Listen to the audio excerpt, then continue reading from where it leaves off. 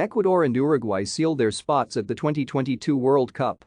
Ecuador and Uruguay have secured their spots at the 2022 World Cup in Qatar.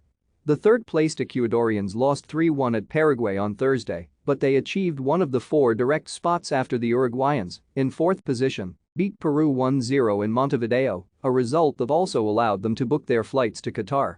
Ecuador and Uruguay reached 25 points on the table and can no longer be overtaken by other teams. They will vie for the third position in the final round of South American qualifiers. Brazil and Argentina had already secured two of the region's direct spots. Uruguay's Georgian de Arrasqueta scored the goal that advanced both his team and Ecuador into the next World Cup in the 42nd minute from close range in a hard-fought match.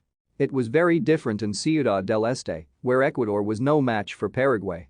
Robert Morales opened the scoring in the 9th minute. Ecuadorian defender Piero Hincapié scored an own goal from long-range seconds before the halftime whistle, and Miguel Amaiern added a third in the 54th minute. Jordi Casito scored for Ecuador from the spot in the 85th minute.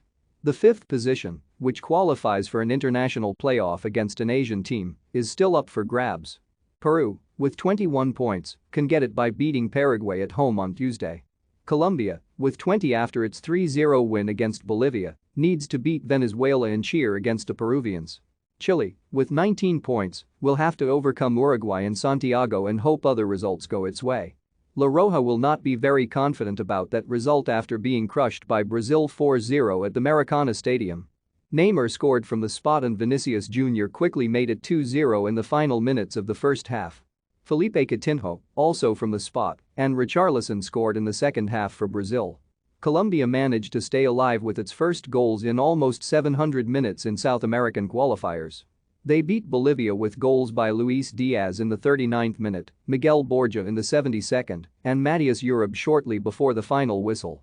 The remaining match of the penultimate round of South American World Cup qualifiers will be played on Friday when Argentina takes on Venezuela in Buenos Aires.